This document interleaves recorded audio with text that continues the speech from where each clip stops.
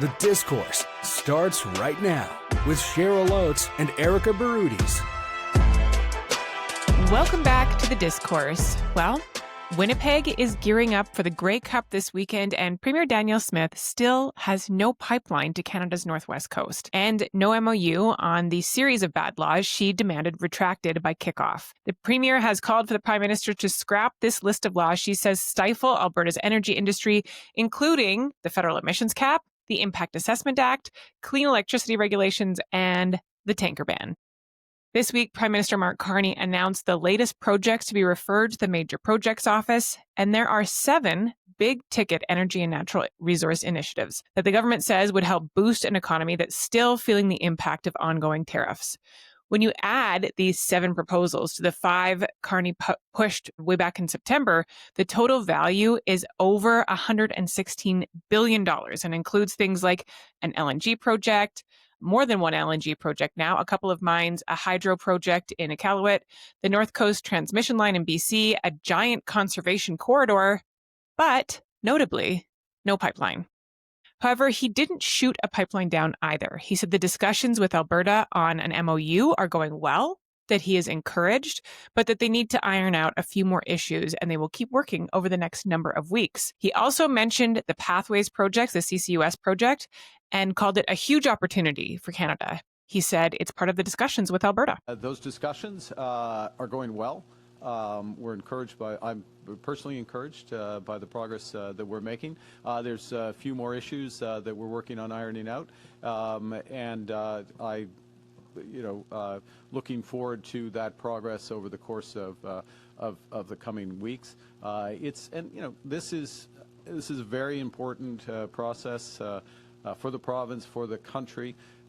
It's related in many respects to what we're talking about today in terms of some aspects of this are for major investments that will help build Alberta strong, build Canada strong, make us more independent and more prosperous. We want to make sure we're doing it right. One of the first bits of work that the Major Projects Office is very much engaged in is around the Pathways project and major carbon capture and storage. This is a huge opportunity for Canada to develop a new industry, to have decarbonized oil and gas, and it is very much part of these discussions that we're having with Alberta. How do we move that forward, part and parcel with other aspects? Okay, so all in all, it doesn't mean a pipeline is off the table, but I mean, I don't think this announcement is maybe as significant as is getting credit for, because none of these so-called fast-tracked projects actually needs to be declared in the national interest under Bill C-5. So the translation, ladies and gentlemen, is the government doesn't have to override a single environmental or regulatory law to push them through. So there's zero political risk here for Carney. I would love to know, and hopefully it's a pipeline, when he's actually planning on taking political risk here. Let's be honest, like Bill C-5, which was introduced by the federal government, the One Canadian Economy Act, is all about speeding up approvals for projects that already passed the political sniff test. Mines, transmission lines, as Cheryl mentioned, maybe a shiny LNG concept or two. These are all fine. But the big thing that is missing from the list, and I think where we're going to spend a lot of time today, is talking about how Western Canada was once again forgotten and what they actually need as a country to make Canada this economic superpower that Carney keeps alluding to. And that is a real pipeline to the West Coast. And until that happens, Ottawa's national interest talks feel more like choreography than courage. And the Premier, as said, she supports these projects, however, is still looking for that MOU and pipeline in the future. Don't think we're going to get it before Grey Cup, but hopefully by end of 2025, there is an MOU in place. She said she's supportive, but continues to push as she always has. And she's not alone in this. Saskatchewan Premier Scott Moe called the omissions of a pipeline predictable Ottawa behavior. And so saying the West keeps producing while the federal government keeps blocking the infrastructure needed to ship those resources to the world. So Cheryl, do you think we're actually going to get this pipeline, or is this just like talks about economic boosts, all noise as I'm interpreting it? Well, first, I just wanted to say Western Canada was not left out of this list. Like BC got two big projects, one in the Slism's LNG BC. plant. Yeah, but that's Prairies, Western Canada. the prairies were left And out. the Even North Coast Wob Transmission Canoe Line. keeps talking about how it's like pitting provinces against each other. He's been apprehensive about some of these infrastructures. So I'll retract Western Canada and say the Thank you. prairie Thank provinces you. were left out. Just wanted to offer that clarification. Thank you. On the future of the pipeline, it's easy for Danielle Smith and Scott Moe to say, the federal government failed us here. We wanted a pipeline. We didn't get a pipeline. It's easy for them to say that.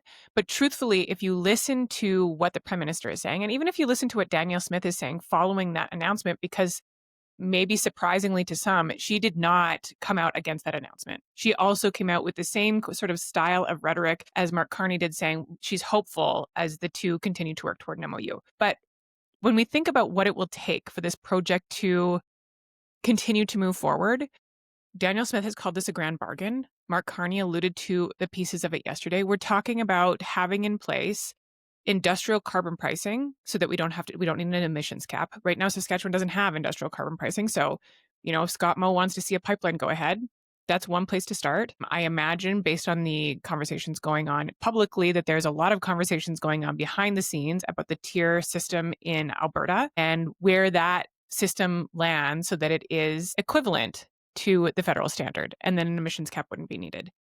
And then an agreement on what the rest of these laws look like, and CCUS. And the prime minister is saying these projects can't move forward unless we have a realistic carbon capture and utilization and storage facility. So that's the grand bargain. And the grand bargain, if we all believe that that is the path forward for the pipeline, takes all parties coming to the table and making concessions. And so Scott Moe and Danielle Smith can sit back and say the prime minister needs to act, but they need to take really big steps in their own jurisdictions as well for all of this to come together. Yeah, and I mean, I didn't wake up or see the announcement and was shocked to not see a pipeline. I think both actually Premier Smith and Prime Minister Carney both kind of preconditioned that they're still in talks. I mean, whether he called pipelines boring or not, well, in Toronto last week, he still said, Danielle and I are having ongoing conversations. So I'm not surprised. I thought you would appreciate her diplomatic approach to this. And so I don't think it's off the table. I'm not surprised, but I got to poke where I can poke. But you're right. When I look at her demands, I mean, she did the premiers have all sent or most of them a joint letter. We also have, Premier Smith's 9 demands. I don't know, where you think some of these concessions. I think the premier has done a really good job of talking about the CCUS, some of the facilities and how Alberta actually is leading in the environmental sustainability and environmental efforts with respect to even fossil fuels, to diffuse a lot of that. I think she's changed her narrative, not just on oil and gas and the economy, but on the environmental standard that Canada and Alberta upholds. But where do you think the concessions are? I am interested to see if he uses C5 because there is some pushback from Indigenous, it's pushback from a lot of your other stakeholders. I don't know if I see the tanker ban being lifted. I think I don't know where. Because Alberta already does stuff that's such a bias against us across Canada and internationally for reputation of the environmental stuff, where do you see the push and pull from the federal government and from the prairies, we'll call them? Well, I think it's, as I listen to this, none of this is really a new argument. It's the latest iteration of an argument that has taken place for years and years and across political parties, which is every government, whether you're provincial or whether you're federal, has to do this balance of balancing protecting the environment with protecting and growing the economy. And federal governments especially have, in recent years, in the last decade, really had to walk that line to be able to say we're doing both. And so when I listened to Danielle Smith's comments this morning, the Prime Minister's comments this morning, I was reminded of the NDP in power in Alberta 15 when we introduced, at the same time, we said we're going to push for a pipeline. But for those of you who are worried about the environment, we're also going to introduce a world-leading climate plan for an energy-producing jurisdiction. And that gets us both at the same time. And right now, if you listen to the conversation happening, both from Danielle Smith and from Mark Carney, it's the same conversation. Yes, Alberta still wants to increase its infrastructure. Alberta still wants to get more product to market. Alberta still wants to keep producing. And on the other side of things, we need to be able to prove to the world, to be competitive, that we are a responsible energy-producing jurisdiction. And the federal government is saying it needs to go hand in hand with things like CCUS and things like a stable, rigorous tier market. So I think that's where the push-pull is. It's for, at the end of it, for the federal government to be able to say we've actually achieved that grand bargain. But we can say that we're doing both. And we can say that, in Mark Carney's words and his announcement, that our energy projects are low cost, low risk, and low emission. And I don't think the federal government's interested unless they hit that threshold. Yeah, I find that I think there's far more that Alberta does on the environmental framework than I think we're getting credit for. Do you think it's a miss by, I mean, I'll give NDP and UCP and even the PC era of looking at making fossil fuels or traditional energy as environmentally sound as possible. Like, I think sometimes it's a bad rap or a myth that we get about, and so is he looking more for perception internationally? Because I mean, right now, where we get a lot of our energy are not the best places in the world, from humanity rights to their environmental framework. So But it's I'm not like, just it's always hard to sit there and be like, well, how much? Because we're already doing a lot more than other jurisdictions on well, I mean, the international field. there is a benchmark, and it basically, like, we don't need an emissions cap if you can reach these goals on your own. Alberta's lever to reach those emissions reductions on its own is the tier system and industrial Right. carbon pricing. And Danielle Smith recently announced she would freeze industrial carbon pricing. So the question is, what does the tier system look like going forward in order to be rigorous enough and encourage emissions reduction in a way that the emissions cap is unnecessary? Like, that is the main question of this debate. Yeah, and we've seen iterations of tier. I think it's always consistently moving in the right direction to Well, the freeze appease. probably wasn't in the right No, direction. well, that's fair. But that's my point, right? And maybe that was strategic. Like, maybe that makes it an easier part of this negotiating. But, like, Alberta's got to make a move here. Yeah. And then I think about, like, I mean, emissions cap, there's signals of, I mean, EV supports was one of the project, or that would support EVs. Like, I think that's another one that is a push point, not directly affiliated with a pipeline, but where we're looking at the federal and provincial governments working together. Do you see I mean, they've reduced EV mandate, but not entirely. I feel like there's some other things they're doing that kind of poke the Alberta bear. Yeah, I mean, I think if you think about where we were a year ago, there's been a lot of progress made. I think this federal government is not as ideological in its approach to climate strategy as the Trudeau era of the Liberals was. And so when it comes to things like, hey, wouldn't it be more logical to have Alberta introduce a more rigorous tier market instead of an emissions cap? That is a common sense thing. Many economists agree. Cool, that makes sense. Let's do it. But when it comes to just dropping the fight for climate change and strategy altogether, like, I don't think that's in the interest. I don't think that's in the ideology of this government, but I also don't think it's in Canada's interest to be a competitive energy supplier anyway. So, like, I see quite a bit of difference from the previous iteration of the Liberals, and I think there's a lot of openness to listen to Alberta. I assume that's why Danielle Smith was so diplomatic yesterday, but some of it's going to stand. There are many, many people in Canada that are worried about natural resource development and worried about climate strategy, and they got to speak to those people too. Yeah. And I would say both Carney and Smith, I think, win from a pipeline. It's just at what level of comfort on both sides are they giving concessions? Because, I mean, like, we talked about the budget last week, there's significant, like, if a pipeline doesn't go forward, it sends a huge message to the private sector, one in which he's kind of doubled down on the revenue requirements to keep the deficit at $78 billion.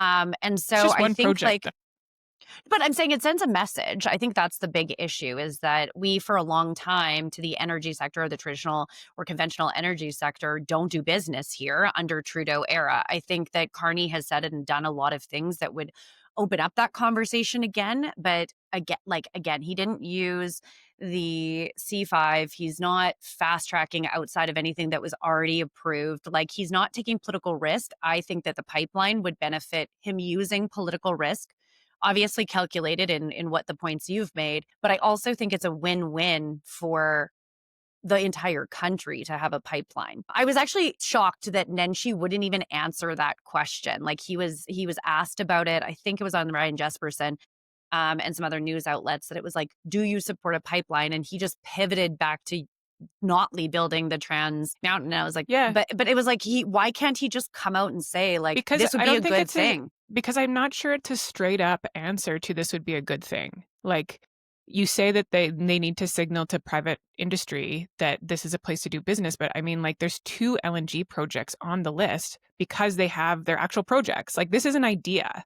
Danielle Smith has an idea, and I know you'll say, like, the conditions aren't right for private sector to be interested, but it's really hard to fast track a project that doesn't exist. And I think you can say, as a politician, yes, let's export more of our product, but we can expand the capacity of Trans Mountain. We could look at KXL. We can, lean into natural gas. But it is not the case that the approval or not approval of one specific project that isn't even a project yet is necessarily a signal of how the government views private sector investment as a whole.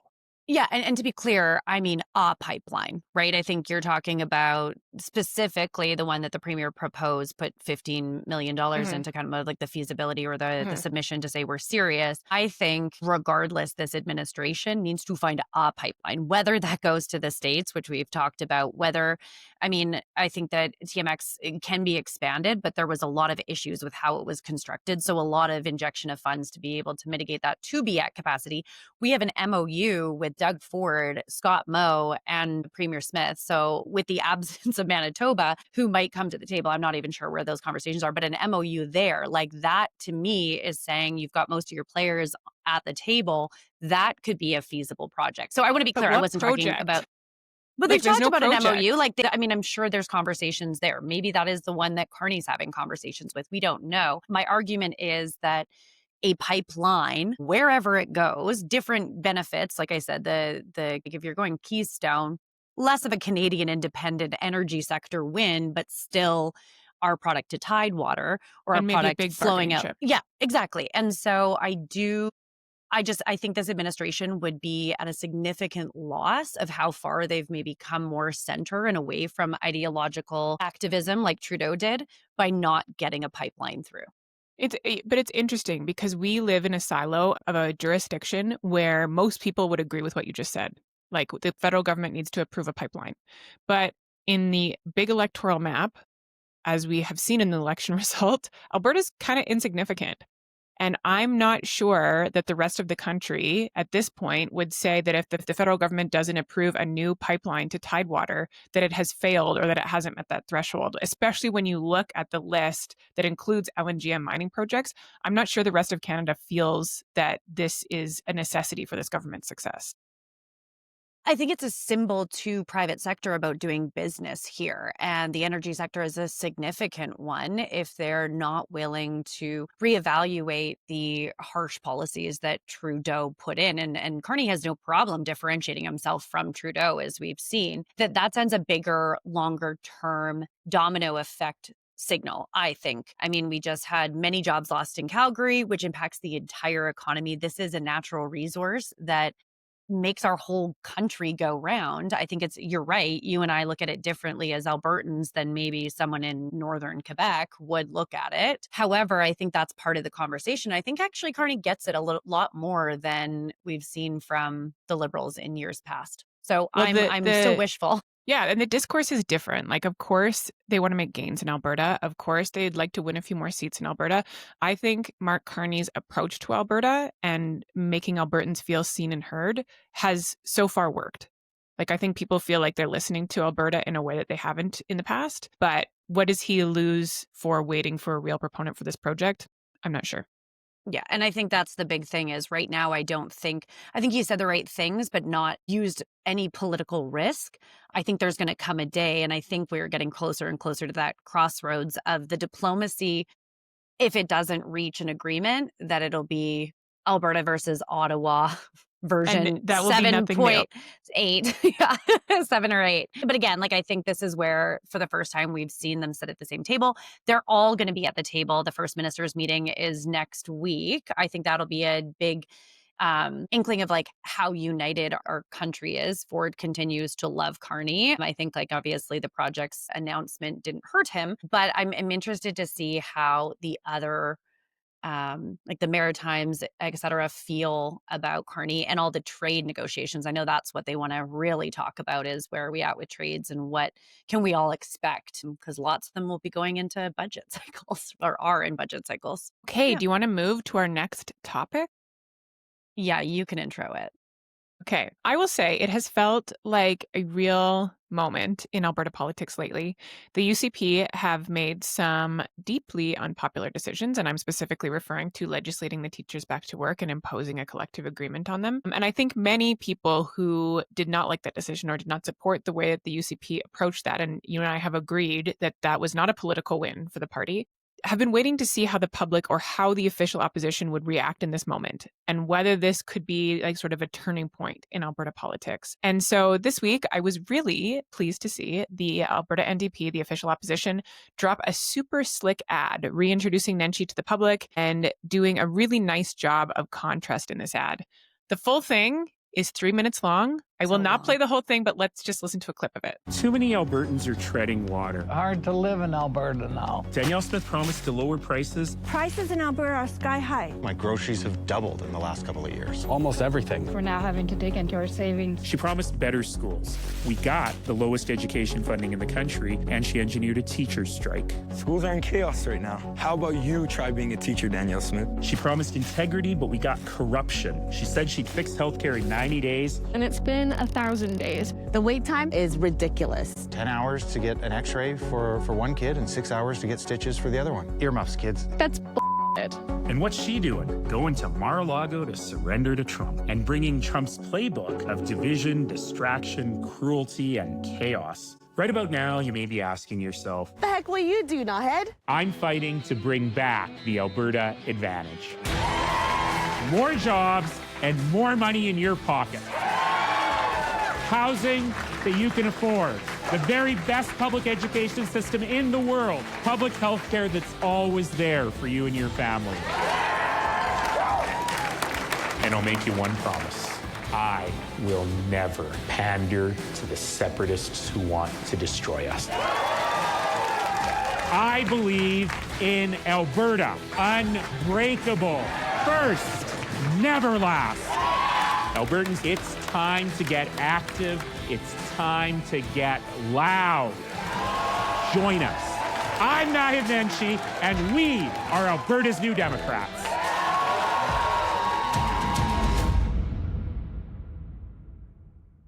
Okay, so obviously I like this. I think it's really well done. There was a previous version of sort of like an introductory video to Nahhead, and this is like there's a bit of a repeat in this ad. But at this point in the election cycle, I don't think that's a bad thing. I think there's a lot of people who still don't know who Nahhead Nenshi is or don't know how they feel about him, and I think this is a perfect time to make sure that people know and like him. And then I like the bit at the end. I like the contrast stuff at the end because it's not like super in your face, doesn't necessarily like force a choice, but it does contrast the issues that I think are most salient for the party right now. So what do you think, Erika? Production-wise, I think it was well done. I mean, inside baseball, I think a lot of his points are 6 months old. Like, where was this 6 months ago? Why didn't you use this even in your by-election? I feel like they're playing catch-up right now, to be honest. Mm-hmm. I mean, that's fair.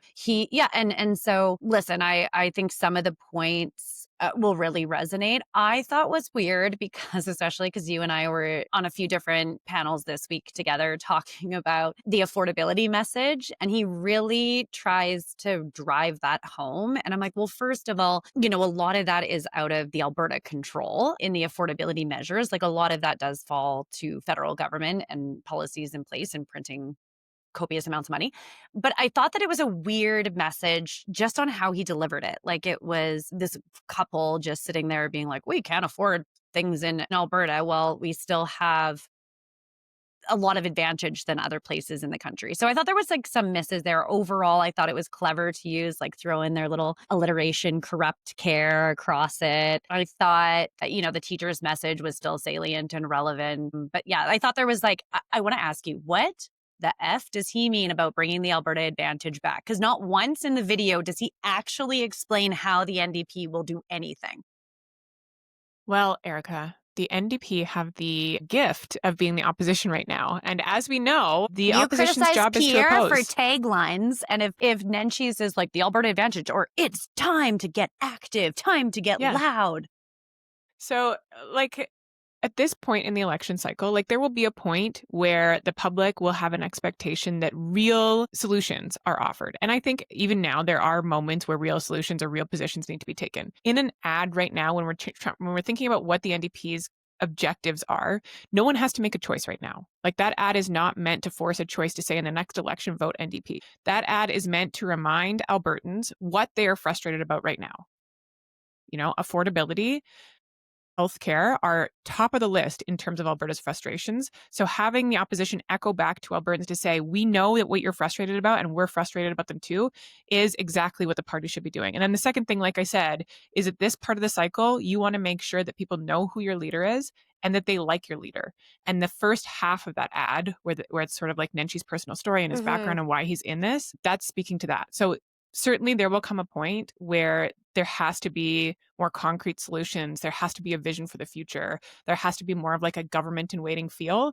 But I think it's completely acceptable to just like rile up your base and tell them you care about what they care about at this point. Yeah, I actually think I would clip that first half, the more empathetic, sympathetic, geared towards his personal life. And I would actually run that quite a bit more because outside of Calgary, I still don't think people know who he is. Now, he does remind you 7 times in this video that he was the mayor of Calgary, which I actually don't know if that's strategic forever.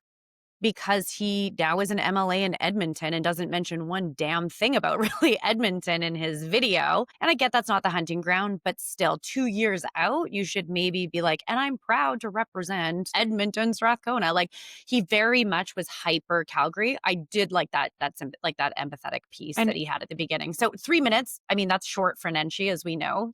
But it's not going to be a 3-minute ad, right? It's a 3-minute YouTube video. Of course, they're going to cut it apart and probably, like you said, like split out some of the personal story, split out some of the contrast and put the paid behind shorter versions. Yeah. So is this where you support this Pierre Poilievre opposition attack? To some degree, it's fear-mongering. I think Pierre did it. I think from the opposition rally base. One might also say that Pierre was criticized for taking a Trump-style approach. Are you now supportive of this as Nenchi does it? So what part of this was Trump style? Like all of his going after the super pushback at the end where he's like the separation message and all of these other things. But like, it's really not. Like I live in this Danielle world Smith of... has pandered to separatists.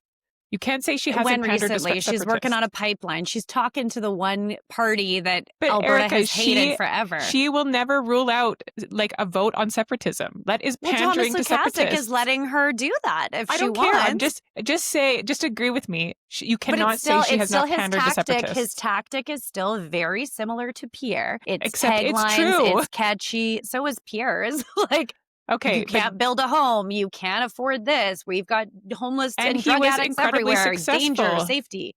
Incredibly successful. But I'm saying he was criticized for being Trump-esque by the left. So now is Nenchi also taking a Trump populist style? No, but he wasn't criticized for like pushing things like you should be able to build a home. He was criticized for like not interacting in a diplomatic way with the media or, you know, like it was more of his style, not actually the work of opposition, which has been done for centuries. That's not a Trump thing to do. I still think that our little friend here is stealing some from the Trump book, and his video is double downing on that. Well, funny that you say it from the Trump book. Engineering a teacher's strike. Because rhetoric existed before Trump. Let's just be honest about that. There was rhetoric before there was Trump. And interesting that you would say Trump because the ad agency that did this, which I thought was really cool, is the same agency that did Mamdani's ads and a whole bunch of other successful Democrats. That's totally inside baseball, but I'm also encouraged by like the NDP has now pulled together a whole bunch of vendors, is, you know, putting their best foot forward, is putting forward high production, thoughtful advertising to meet the communications objectives that this part of the election cycle demands. And as a member, I'm really encouraged by that. Like I saw you this can and I was finally like, okay, say you're proud of the NDP. not that I've always been proud of the NDP, but this is the energy I've been looking for. And this is the organization and the focus on winning the next election that I've been looking for. And so when I saw that ad and when I, looked at the agency that's been doing it, it made me really excited. And I think it will have that effect on a lot of the base as well. Yeah, the one thing that jumped out at me is like, and we know this again, inside baseball, like I think they're testing taglines, right? I mean, Pierre did it about this time out. I think the "we're ready" was what I picked up on as what will be the NDPs. They tried some change stuff in that ad, but I did see "we're ready," and I was like, I bet you that's their election slogan. But no one's going to like 27. choose an election slogan now for the election. Yeah, but I think they're testing messaging. Well, not in an ad. Yeah, you can test messaging in an ad. I know. They're testing.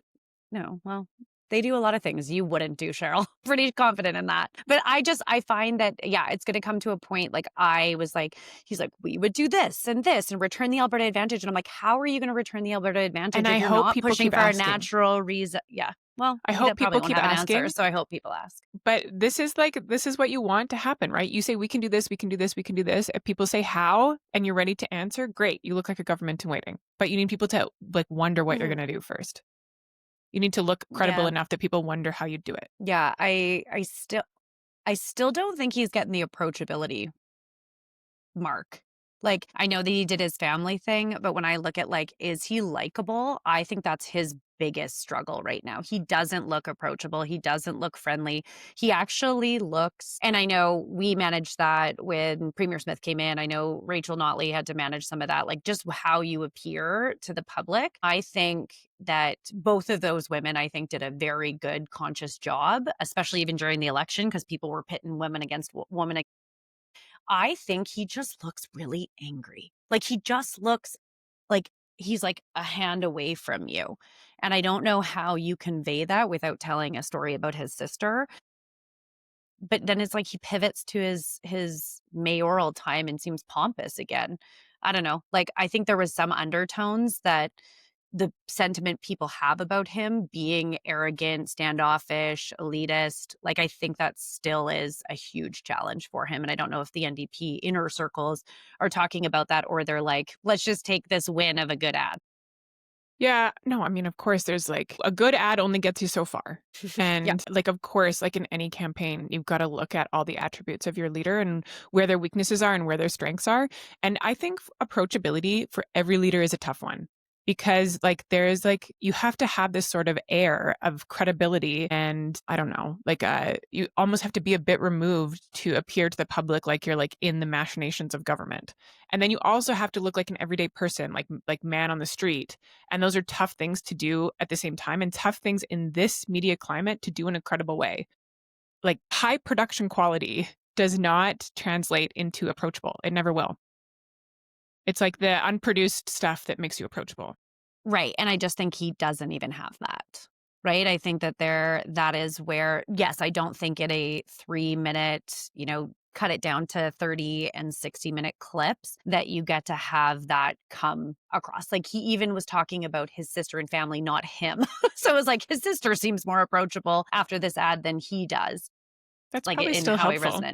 he resonate. I'm not saying it's not helpful. I just think that's one of his big hurdles is like every time I watch him even do media, like he just looks like But miserable. you don't like him. I know, but even at that, I'm like watching as someone like you that like does media training or watches body language or anything like that. I mean, you see Premier Smith, Rachel did it, a lot of other politicians. I mean, Doug Ford, like even when they're trying not to be approachable and humans, I think they're capable of that. And I hope he doesn't figure it out because it doesn't hurt. But I do think that is a sentiment that is still lingering. And Pierre had to fight it too, right? When you're leader of the opposition, it's how do you look approachable and not necessarily someone you want to have a beer with, but someone that like feels like they get it and they're in touch with what in this case Albertans want. Yeah, I think that's always like it's always difficult. Like they're tough jobs. You're under a lot of pressure. Like how do you go up there? The people that look approachable look like they're having the best time, right? That they're like just Rob like you, Canoe, they care about. prime example. But right? he's like a unicorn that loves cameras on him. Like most politicians have to work on this. Mm-hmm. Yeah. I mean, like I said, I'm just saying is that this is 6 months later than I think would have been good for the NDP. I'm happy about that.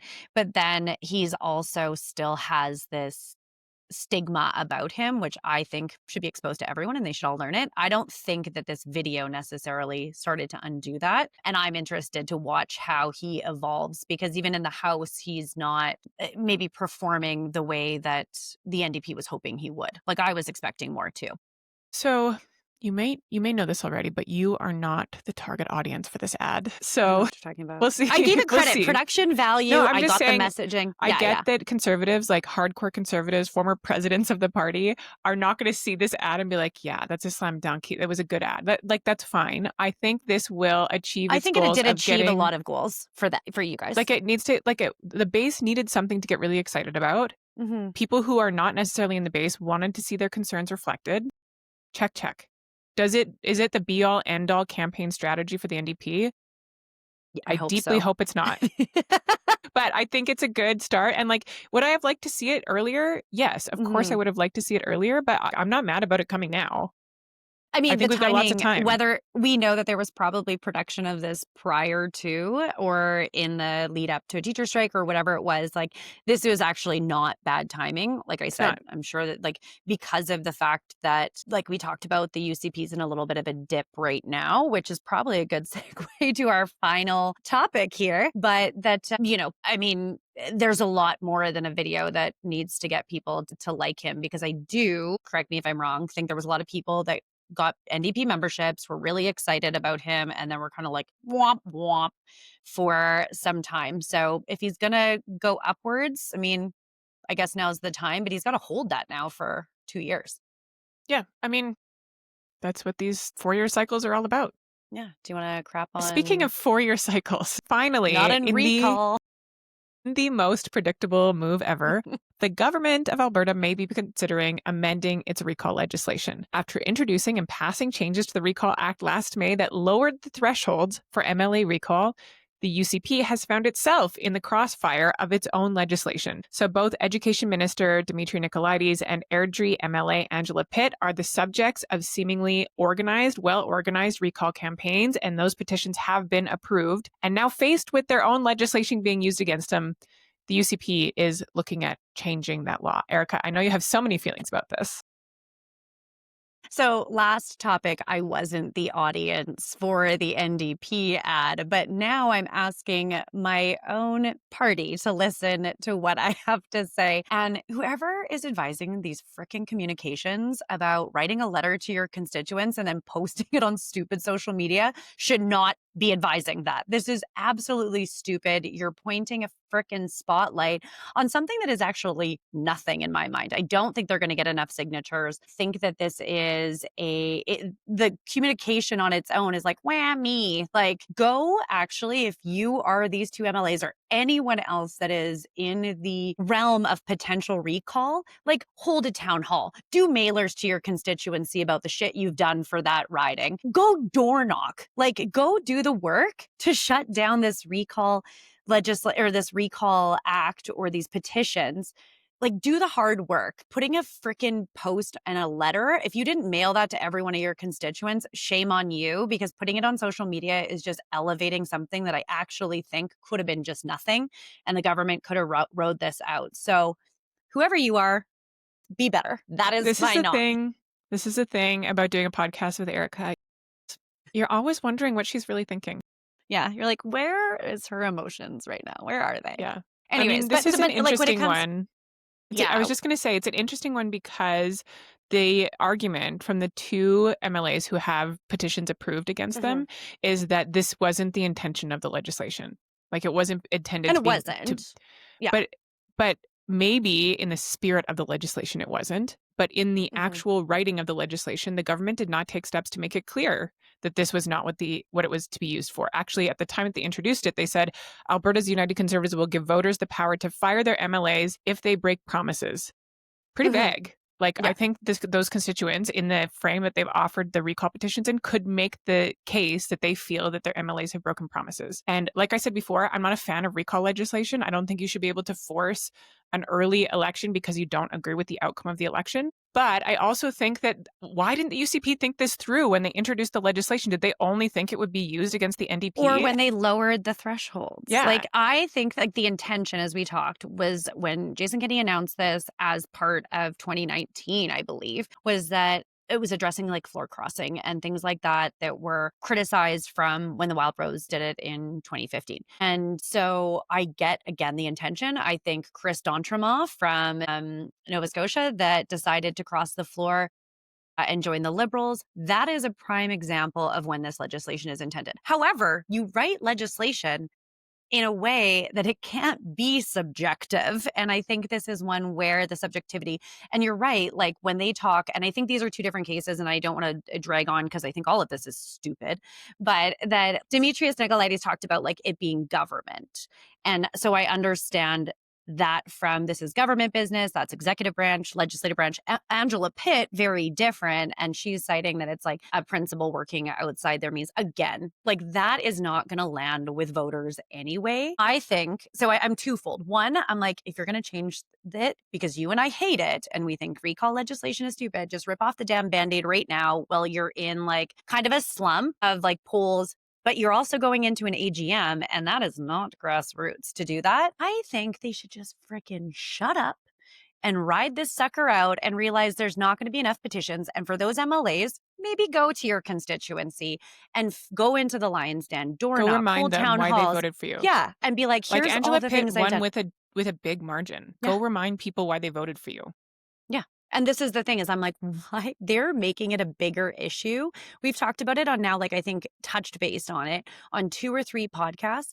It doesn't deserve that at all. Like just meeting, we're obviously relevant in talking about it, guys, but I'm just saying like they've made it. The reason we're talking about it, and I've sent you like the stuff of them letters and texting and stuff because they're making it a bigger issue. This is just like bad politics. But this is what I hate about it. And I don't like recall legislation, but this is what I hate about this series of events is that this was introduced right after the recall petition against Jyoti Gondek failed. And many could argue that that recall petition was because someone didn't like the outcome of the Calgary election and wanted a different mayor. And so it was completely politically motivated. Then they bring in this recall legislation saying, don't worry, if you want to organize a grassroots campaign and take someone out, we will make that easier for you because we believe in grassroots.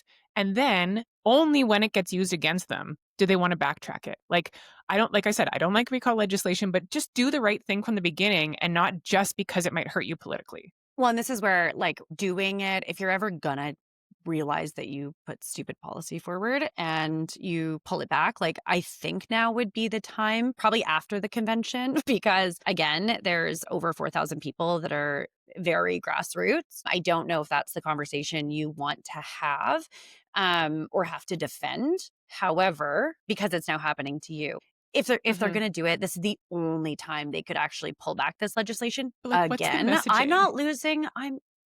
We're dumb. Like we put in but they're not going to say that. They're not going to say that. I'm just saying like this is what I'm saying. If they do rip it off, rip the Band-Aid off, they've got to do it right now and deal with the quick consequences. I'm thinking because like right before Christmas. Merry Christmas. Democracy is back.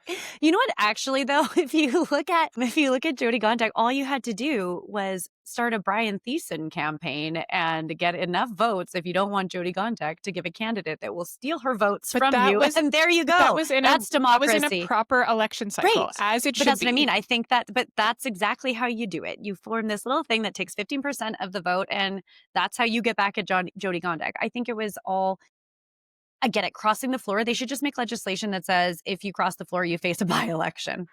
But that's what I'm saying. This was so ill thought through. Like the UCP seemed to think like this would only ever be used against other people, like mayors they didn't like, NDP, MLAs, whatever other party they didn't like, but it could never possibly be used against them. And that is so politically naive. Like, why are we in this position in the first place? My other piece of advice, now that all my friends have been like, screw you, hang up, stop listening, is also just like, and this goes for any government, just less legislation. Less legislation and less time in the House, and smaller government means less stupid stuff like this. I hate Alberta already spends some of the least amount of time in the House in the country, but sure.